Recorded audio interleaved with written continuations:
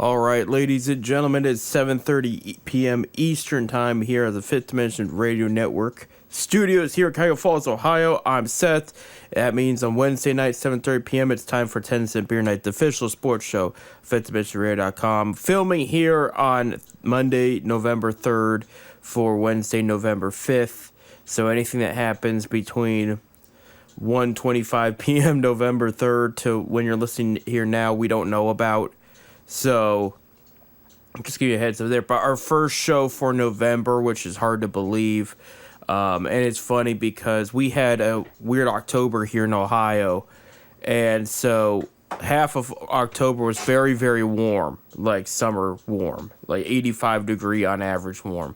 And then we just, right around the time October starts to look like more October again, the weather dipped out. It got really cold, but it just didn't look like October outside. Now you look at it outside, the minute it became November, once Halloween was over, and it looks like normal fall in Ohio now. It feels like it's every tree's about to have leaves falling, if not, like, some of them are like, the leaves have been crazy already. So I'm explaining to you because we're entering the Thanksgiving era of the sports schedule, which is very interesting because, if you play fantasy football, this is the big month. This is the final stretch before when you can either talk about playoffs or you're just not talking about playoffs this year. This is when some people knew the first 6 weeks out. Some people are finding out now, but this is about when baseball has wrapped up. We'll get to that in a sec. College hoops is about to tip off. We have NBA already underway and some exciting things to talk about there.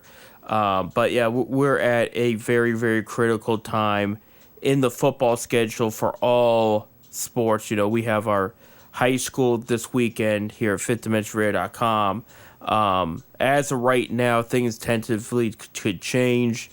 The station's going to go out to Mogadore High School and do the playoff game out there against East Palestine. If it does change, you'll hear about it. Just pay attention to the Fifth Dimension Radio Facebook page, 10 Cent Beer Night Facebook page. We update people on that. But as far as I know, for the past few weeks, the plan was to go out to Mogadore. I don't have Bob here today, so he can't confirm or deny. So we just have to promote the best we can there. So the station will be out there. It's either going to be their last or their second to last game they're going to do football-wise this year, because you go deeper into the playoffs. They have different arrangements with other media teams and whatnot. So there would probably not be the availability to do that beyond the following week there.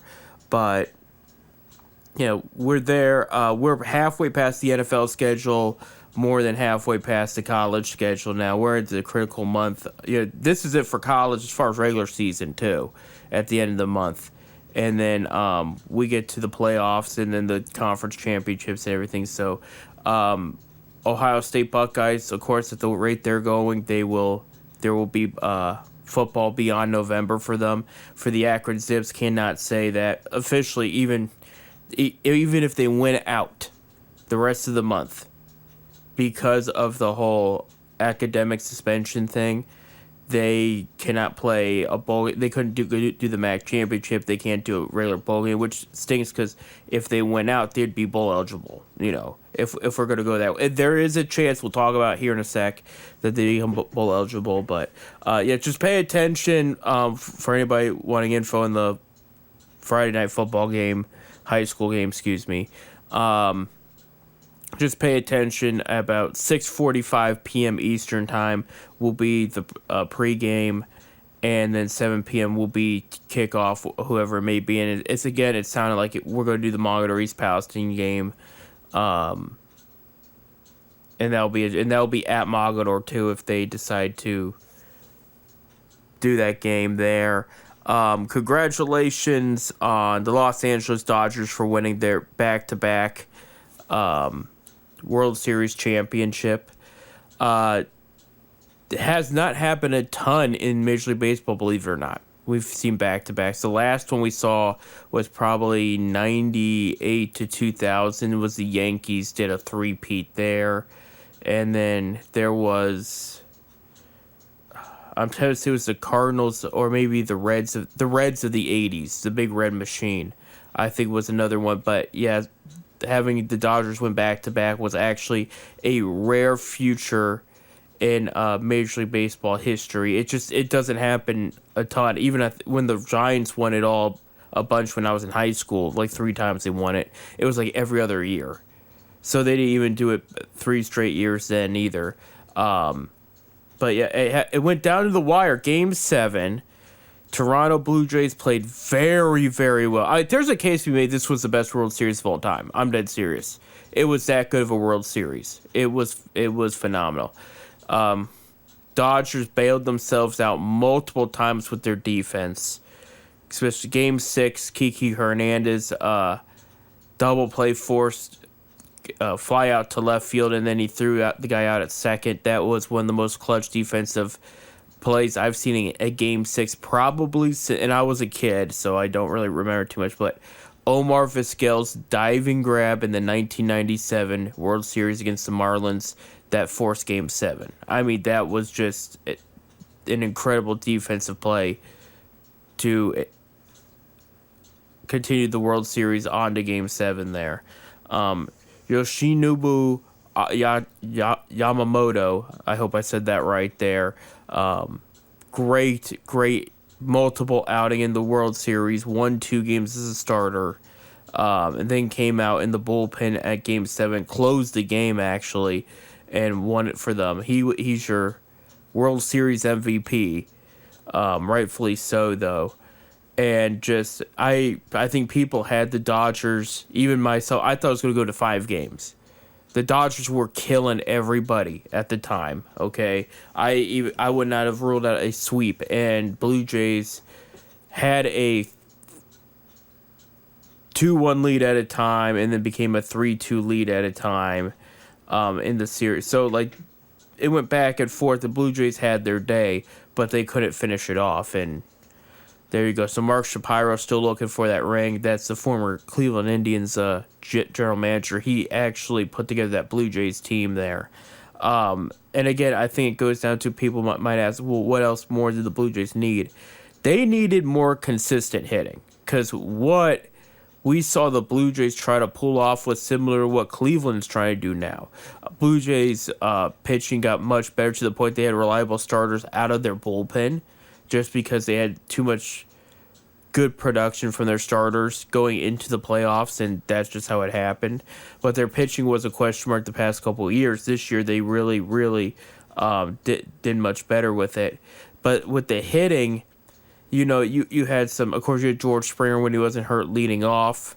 That was a big player they added years ago for the playoffs and everything. You had Vladimir Guerrero Jr., you had Bo Bichette. Outside that, you had a couple guys that, they could get on, but at the same time, against some of the tougher pitching, they just weren't as competitive at the plate. And it just goes to show, this is why a lot of teams pay to keep players or pay players a lot of money to bring them onto their team, because you look at, okay, Yamamoto was the World Series MVP there, but you had Shohei Ohtani, who they paid big bucks to. He really did well at the plate.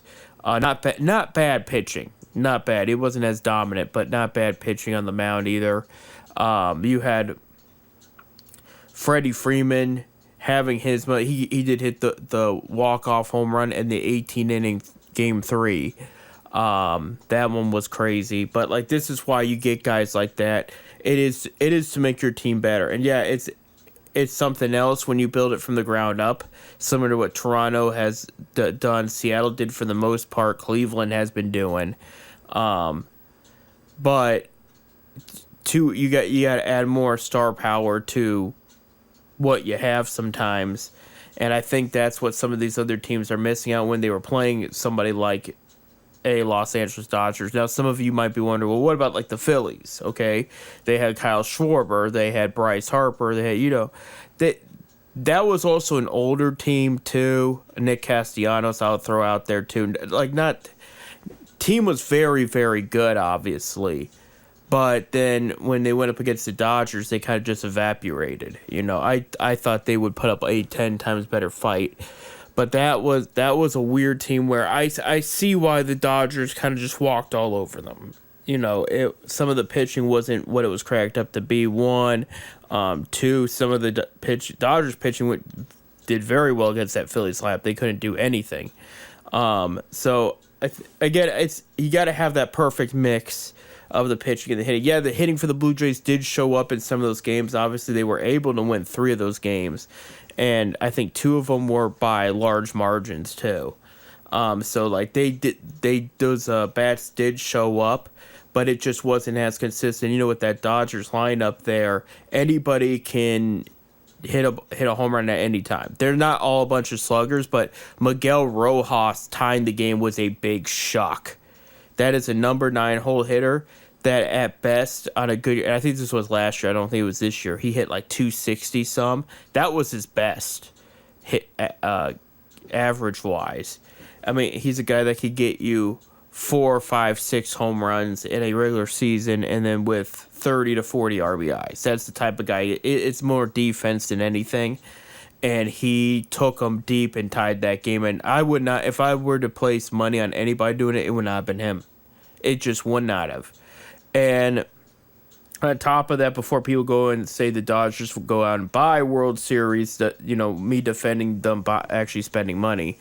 The guy that untied the game was Will Smith. He was homegrown. The guy that made the saving catch was Angel. I'm going by memory in here now. Podges. Angel Podges.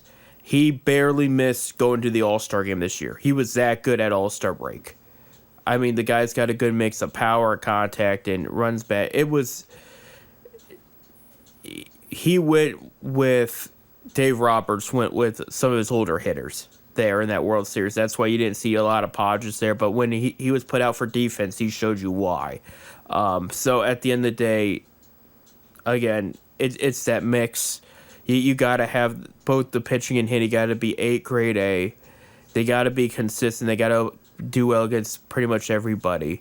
And you've got to have your star players show up when it's when the spotlight shines brighter. And that's what the Dodgers did there. So kudos to them. Back-to-back champions there. Wish the Blue Jays luck next year. I mean, I think at the rate Toronto's going, you can see them in another World Series within the next 3 years or so. I just don't know when it'll be. But they do have a great team. They do have something good going there. And, it was nice to see somebody else in the American League that wasn't the New York Yankees, So, moving on here. How much I got 5 minutes left here. We'll talk about the Cavs real quick here. So weak this past week. They went 2-2. Last Monday they did beat the Pistons 116-95. Played very well there. Then they played the Celtics. They lost by 20. Overall a healthy roster, but then that's where Donovan Mitchell tweaked something, and then Jared Allen broke a finger in his non-shooting hand, and that's been a problem. Sam Merrill missed that game, so they lost by 20 to a struggling Celtics team. They go and play the Raptors. No Mitchell, no Merrill, no Allen, no Garland. Garland, by the way, is rehabbing very well. And they lost to the Raptors 112-101. That doesn't sound as bad as it was most of the game the Raptors took over. So that was Evan Mobley was trying to carry the team by himself, and easier said than done. They go play the Atlanta Hawks Sunday. Remember, the Hawks were very good against Cleveland last year, and I was there, and I can tell you this was one of their better games they played. They did have Mitchell back. They did not have Allen back. They didn't have Garland or Merrill back, but they had Mitchell back. He dropped 37 points, had about 5 assists there, and just played very, very well. Hawks did not have Trae Young, so that helped a bit, but they were able to win 117-109. With Trae Young there, you're probably talking about a much different result there. But who knows? I mean, maybe Cavs we're going to still keep it neck and neck. But they're 4-3, fifth in the East. I know some people are iffy on this because they're like, well, they were 15-0 last year. We saw the early exit. You know what's going on. You have injuries. Okay, Allen sounds like he could be back any game because it was his non-shooting hand he hurt. Merrill's making progress too, and so is Garland. You're not going to have Max Strus till January. It's just not going to happen. But they are not playing bad with what they got, but they do need the whole package in order to win. So it's going to be tough going until everybody's 100% healthy and ready to go, but they're not playing bad by any means. So this week's games here, we got 3. One of them will be happening while you're listening to this, 7 p.m. Wednesday in Cleveland. They play the almost said San Francisco. Philadelphia 76ers, also because the 49ers 76ers get it. Because of they're playing the Philadelphia 76ers, and that will be on FanDuel. And there's another station it's on, RESN, so wherever that's at. Yeah, but they're going to play the 76ers on Wednesday. Watch out for that game. Sixers aren't that bad of a team. Parts of the roster are healing from injury, but once they get healed up, they're going to be a team to watch out for.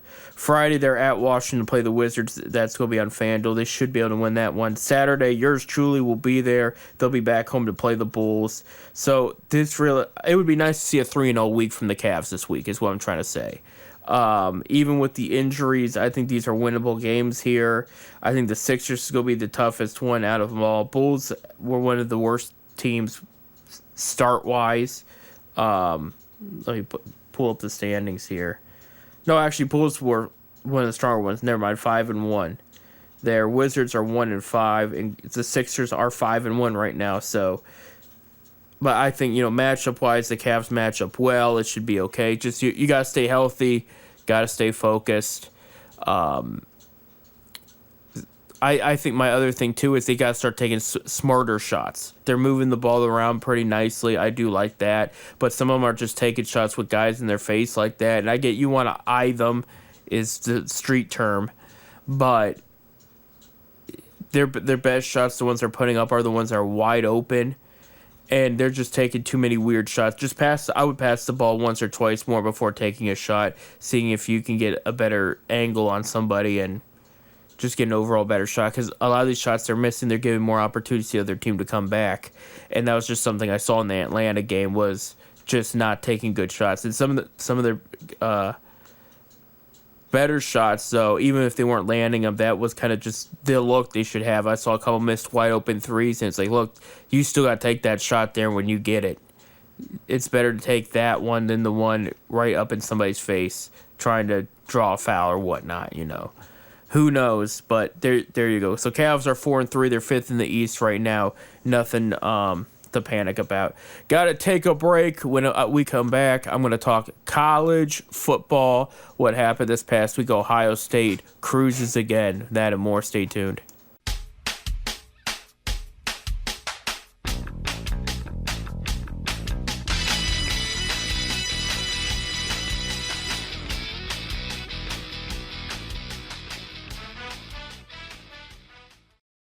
All right, ladies and gentlemen, welcome back to 10 Cent Beer Night here at FifthDimensionRadio.com. I'm Seth, and we got what is breaking news to us. You already know because you're listening a couple days out.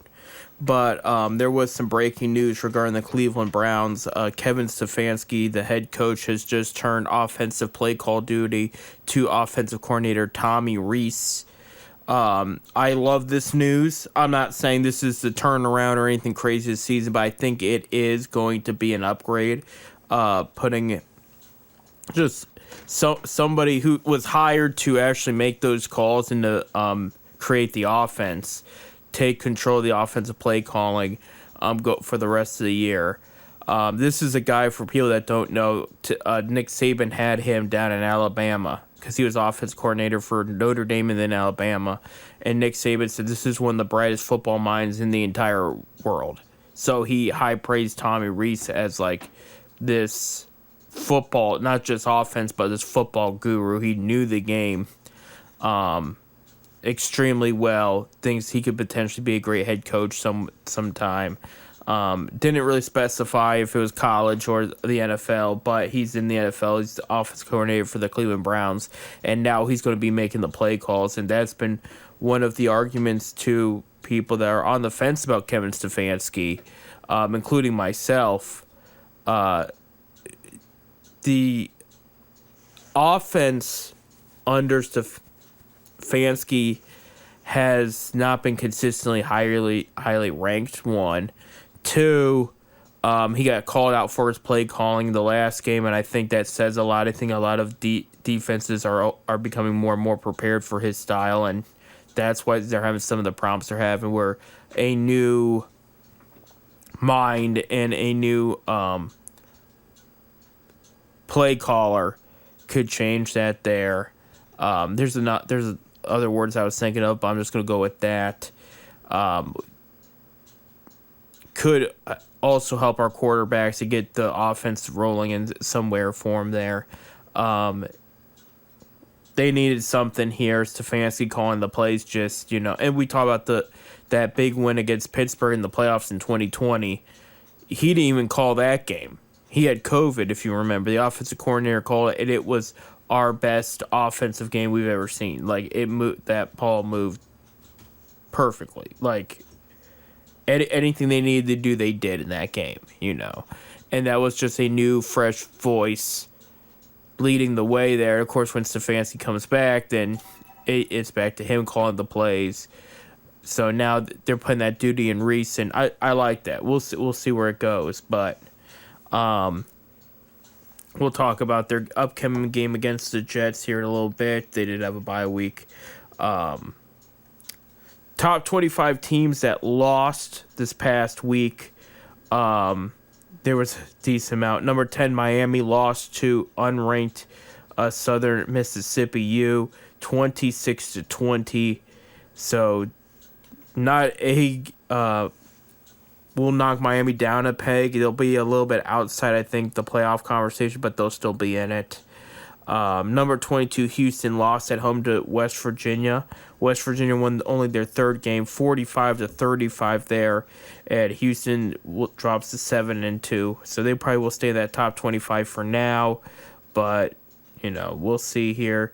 The number 20 Texas beats number 9 Vanderbilt in Texas, 34-31, and both teams are now 7-2. You have. That might be it as far as rank. Oh no, number 8 Georgia Tech lost to North Carolina State 48-36. That was Georgia Tech's first loss of the season and North Carolina State's 5th win. Number 18 Oklahoma beats number 14 Tennessee 33-27 there. Oklahoma improves to 7-2 and Tennessee falls to 6-3. Number 24 Utah beats number 17 Cincinnati 45-14, and Utah, both teams are now 7-2. So there you have it with the new rankings now. Most of it stayed. BYU got bumped up from 10th to 8th. Texas Tech bumped up from 13th to 9th. Notre Dame bumped up to 12th to 10th. Oklahoma bumped up from 18th to 11th, and Virginia bumped up from 15th to 12th. So that's kind of like your Ohio State, Indiana, Texas A&M, Alabama, Georgia, Oregon, Ole Miss, BYU, Texas Tech, Notre Dame, and Oklahoma and Virginia would be your playoff top 12 there, with Texas, Louisville, and Vanderbilt in the back there. Nobody unranked moved up. Iowa had 71 votes, but just points, I should say, in the voting. Just missed joining the top 25 there. So there you have it, though, for your Week 10 top 25 losers there. For the Big Ten here, Ohio State, number 1 in the nation, beat Penn State 38-14. Again, I mentioned it earlier this past week. I don't think a lot of people would have had that kind of score, that situation coming to this game, but here we are, And Ohio State stays at number 1 at 8-0. Illinois beats Rutgers 35-13. Illinois improves to 6-3. Number 2 in the nation, Indiana beats Maryland 55-10, and Indiana is 9-0. Final and overtime, Minnesota beats Michigan State 23-20, and Minnesota improves to 6-3. Final, number 21, the team up north beats Purdue in Ann Arbor 21-16, and team up north is 7-2. And USC beat number 23 in the nation, beat Nebraska 21-17, and USC is now 6-2. So there you go. For Week 11 games, matchups in the Big Ten. Friday, November 7th at Fox, Northwestern at number 20, USC. Saturday, November 8th, noon on Fox, number 2, Indiana at Penn State, and number 2, Indiana's 15.5-point favorites. USC's 14.5-point favorites in their game. Number 1, 1 p.m. on Big Ten Network, number 1, Ohio State at Purdue. Ohio State is 28.5-point favorites. 2:30 p.m. on Fox Sports 1, Maryland at Rutgers. Maryland is 1.5 favorites. 3:30 p.m. on CBS and Paramount Plus, number 6, Oregon at Iowa, and Oregon is 5.5-point favorites there. 4:30 p.m. on Big Ten Network, number 24, Washington at Wisconsin. Washington's 11.5-point favorites there. And 9 p.m. on Fox, Nebraska at UCLA. Believe it or not, UCLA's 2.5-point favorites on that one. So there's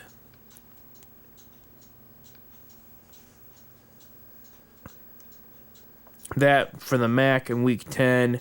Wasn't a lot of games, but here's what we have. Buffalo beat up Bowling Green 28-3. Buffalo improved to 5-4. Definitely did not have Buffalo winning that game there. So good for them there. And Bowling Green is starting to fall apart a little bit. They had a good start, and now they're 3-6. The other final was Central Michigan lost to Western Michigan 24-21. Both teams now are 5-4. So Week 11, most of it will start Tuesday. The only one Saturday game here for the MAC.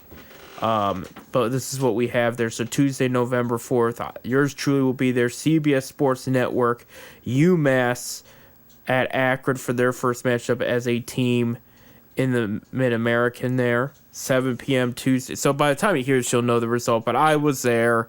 Akron favored by 10.5 points. 7 p.m. on ESPN2, Miami of Ohio at Ohio U.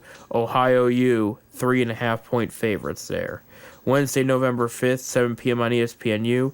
Kent State at Ball State, and Ball State's 2.5-point favorites there. 7 p.m. on ESPN2.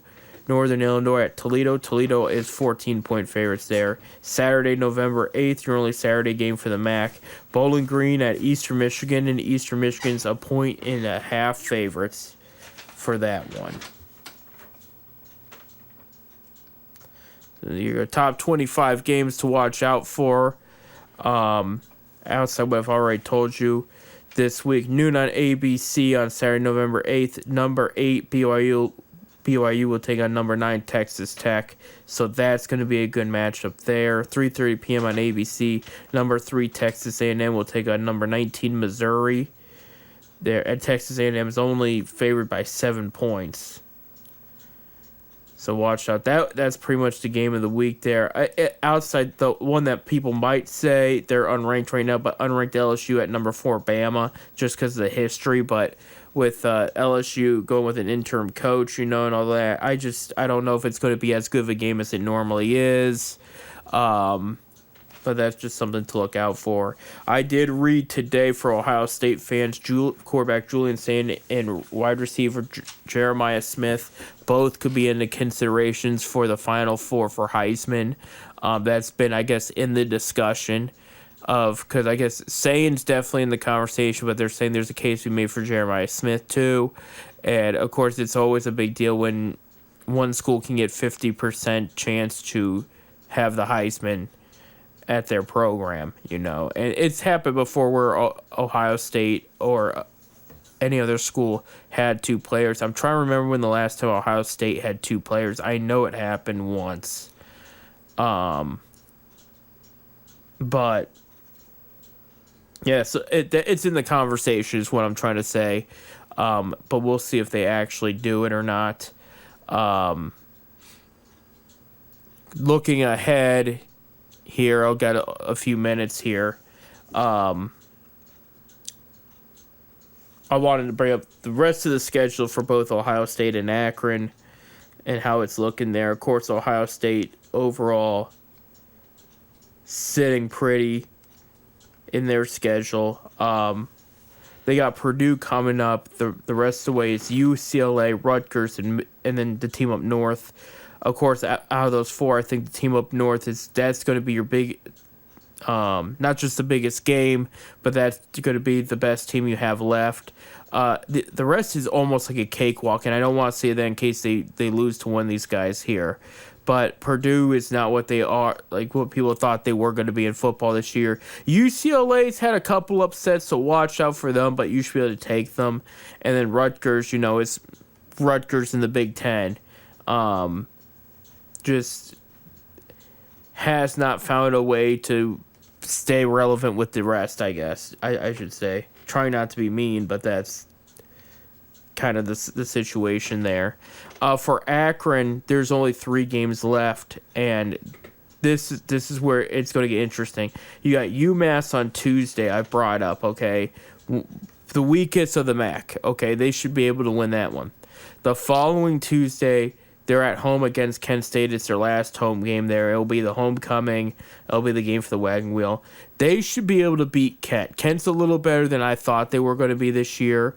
Kent did end up walking with a second victory recently. But they should beat Kent. And by then they should be 5-6. And then comes the Bowling Green game. And that's going to be a toss-up because Bowling Green's beaten some good teams, but they've also lost to some bad teams too. They're also 3-6, just like the Zips are right now. But if they could win that out, I mean, that's going to be the best chance. Moorhead still guarantees a job for himself next year. Yeah, again, they're not going to be able to go to a bowl game because of the suspension. But then you look at it like, okay, if they were eligible, if it was for the academic suspension and they were eligible, they would definitely go into a bowl game. Maybe not the MAC championship, because a lot would have to happen for them to be in that conversation. And it doesn't matter. It's not going to happen this year anyway. I was trying to think about it. But then it comes the question if they would have done better against other key games, like Wyoming was one, Birmingham, Alabama was one of the branch campuses they played. If they would have, it's more than a branch campus, but still, if they would have won those games, how would the season have looked without the suspension and everything? Would they have been in the MAC championship and everything? Because this is a Zips team where it's like there is overall great talent thanks to the transfer portal. People want to blame the transfer portal, but they're getting better players because of it.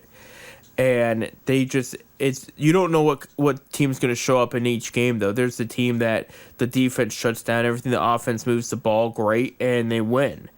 Or there's the team that, defense plays okay, but offense plays atrocious. They can't get any points on the board. So you don't know which team's going to show out and play for Akron. So, there's that chance they could win out, get a good spot on the final standings on the MAC, because that's the furthest it's going to go for them.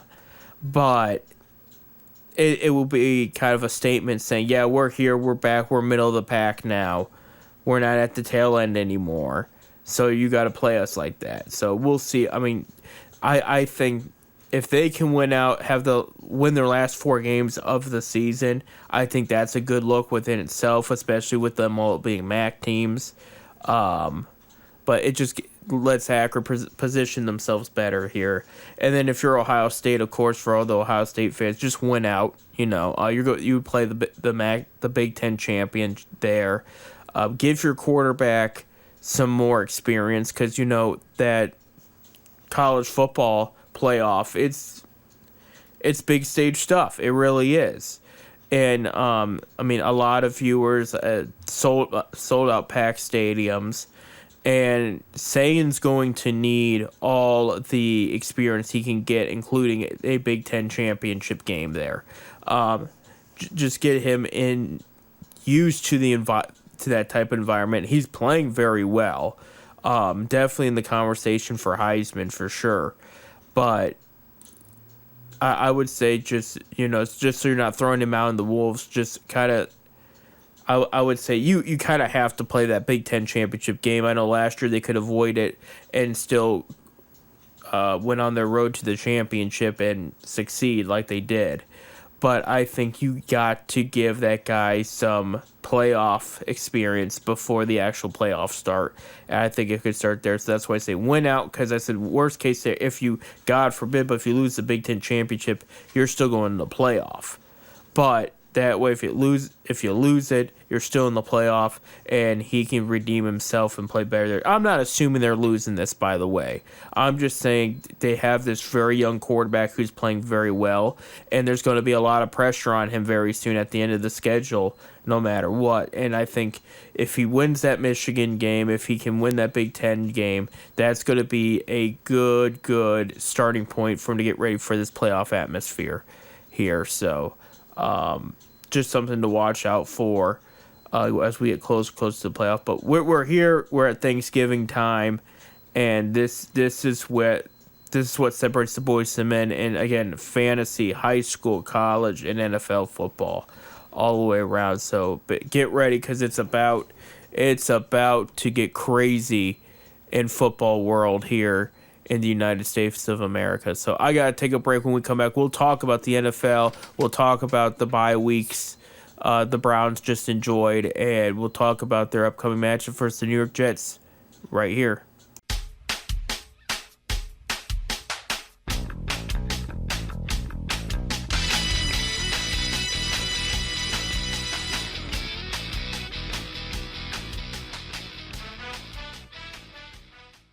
And ladies and gentlemen, welcome to our last segment of 10 Cent Beer Night this week. Beautiful October week here in Ohio. November, excuse me. I was just talking about that. November.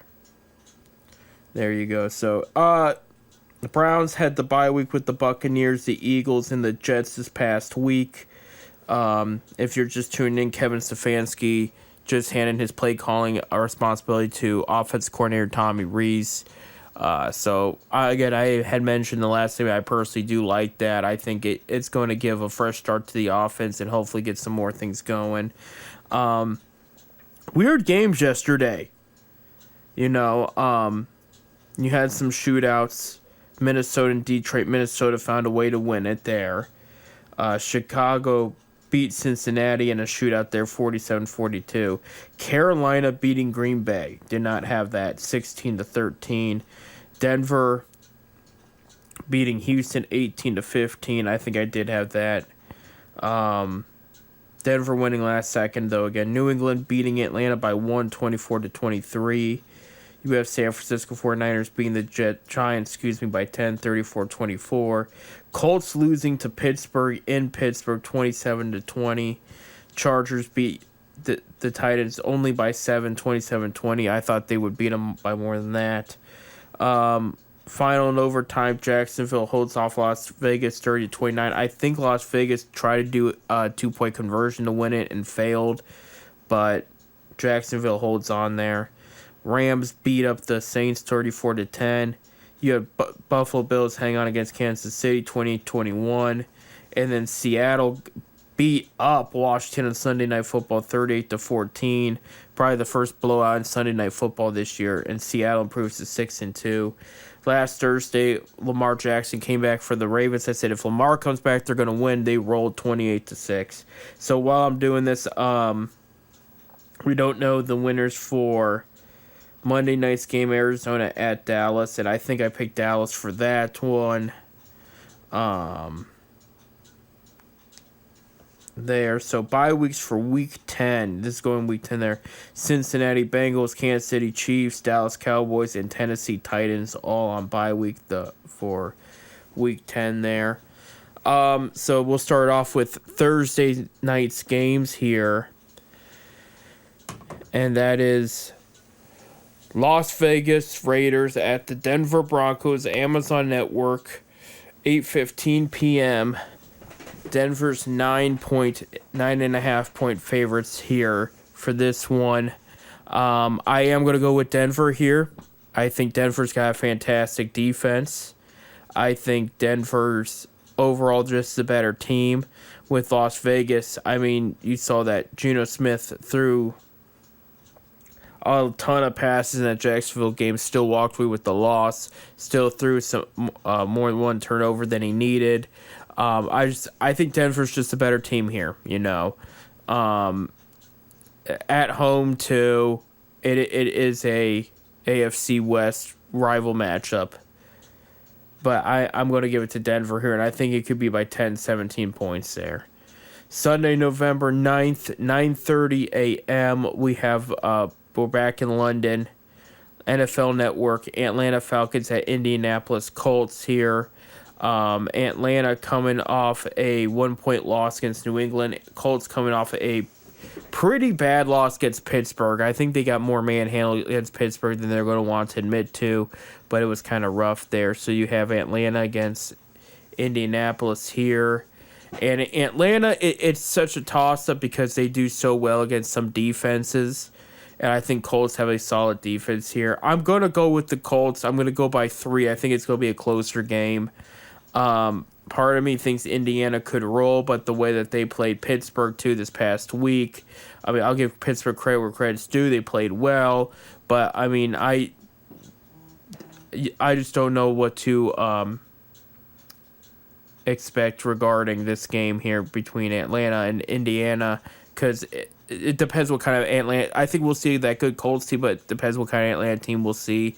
It's either going to be the one that fell by 1 yesterday to the Patriots, or it's going to be one that's going to get blown out. But Indiana by 3. By the way, if I don't mention this, I'm going to kick myself real quick. Shout out to the Cleveland Cavaliers. I forgot to mention this on their segment. They signed for their last two-way spot Akronite Chris Livingston, who went to Bookdale High School, who we talked about on the show all those years, got drafted by the Bucks.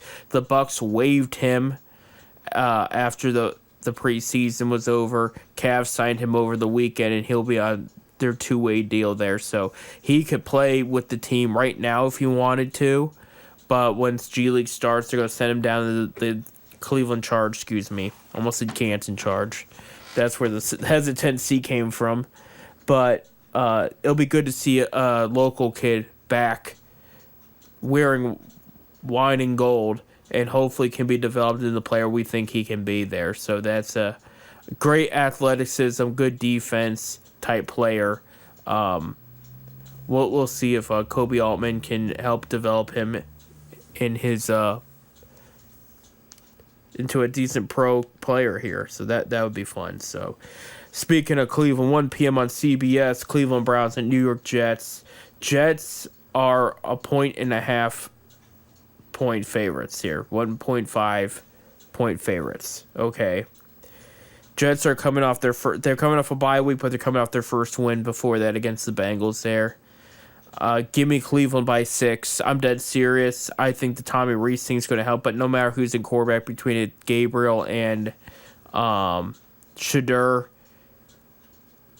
here, I think Cleveland's just a better team here. I had them circled as winning this game a while ago. I'm going to stand by that. I think they're going to win in New York, and they're going to beat the Jets there.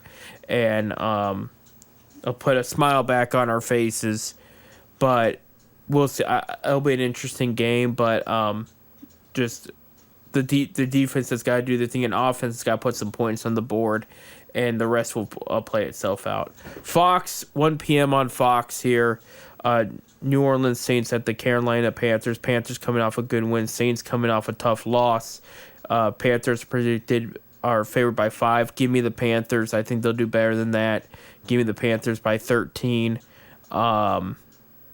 Just Carolina's a sharp team. They are a tough team. I will say it.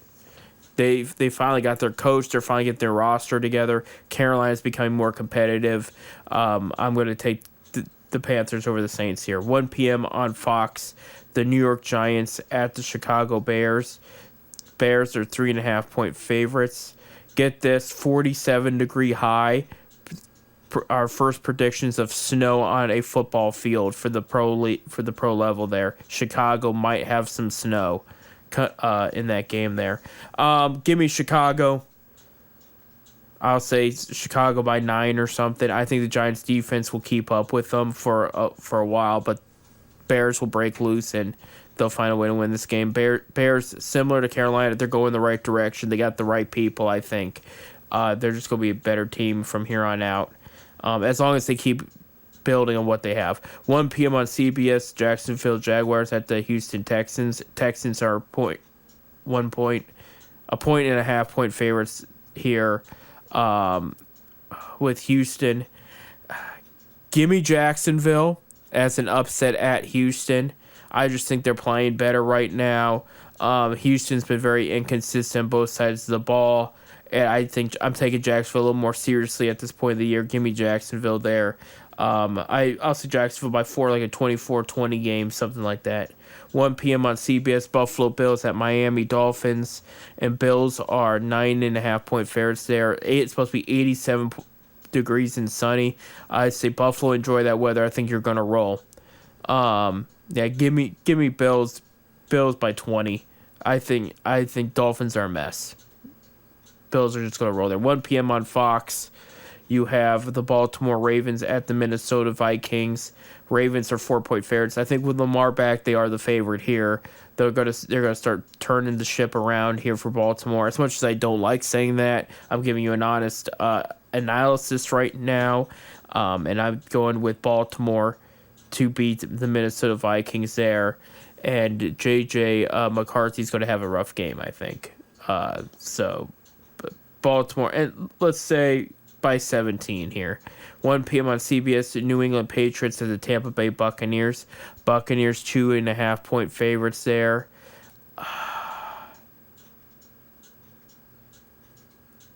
Give me Buccaneers by 1, 24-23. Part of me wants to say New England, but I think the experienced Buccaneers team will edge them out there. 4:05 p.m. on CBS, Arizona Cardinals at Seattle Seahawks. We don't know what the Cardinals have done tonight. Seahawks rolled in their game. Seahawks are 6.5-point favorites there, and I'm going with the Seahawks here. I just think they're the better team on both sides of the ball. The way they rolled against the Commanders too. Give me Seattle. Give me Seattle by. We'll be nice. We'll say 13. I was going to say 27, but I think Arizona will do better than that. 4:25 p.m. on Fox, Los Angeles Rams at the San Francisco 49ers. We don't know if Purdy's actually going to start this one or not. Rams are favored by 3.5 points anyway. Give me the Rams, and I'll take the 3 points. I think it's going to be close. It's going to be a good one, but give me the Rams there by an edge. 4:25 p.m. on Fox, the Detroit Lions at the Washington Commanders. Kind of almost looks like a Thanksgiving matchup, except not in Detroit. It'll be in Washington. Detroit's 8.5-point favorites. Give me Detroit there. Washington's doing a weird thing where, last year they were the hot new young team, and now the next year they've taken a step back, and so hopefully next year they take a step forward is the idea. I think that's where they're at. They're taking a step back here. I think Detroit's just a better team. Give me Detroit by 17, 20, something along there. I think Detroit's going to blow them out there. 8:20 p.m. on NBC, waiting all day for Sunday night. Pittsburgh Steelers at the Los Angeles Chargers. Chargers are 3-point favorites here. I hate to do this. I really do. I would love to see the Chargers win this game. I'm going with Pittsburgh here. Chargers, it's been inconsistent. I don't know if it's Justin Herbert's new girlfriend or what, because that happens when they get these model girlfriends, and all of a sudden their production dips for time. Until they put a ring on it, then it shoots way up. And there's plenty of examples of that. But their Chargers have not played as consistent as I thought they would. I know they're crying in the run game too. I just think Pittsburgh's got them. Pittsburgh's got them where they want them.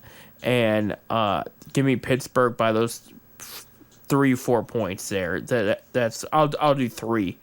but I do think it's going to be a close one. But part of me just says Pittsburgh's going to walk away with the W in that one. I don't want to admit it. Monday, November 10th, 8:15 p.m. on ABC, Philadelphia Eagles at Green Bay Packers. Packers are 2.5-point favorites there.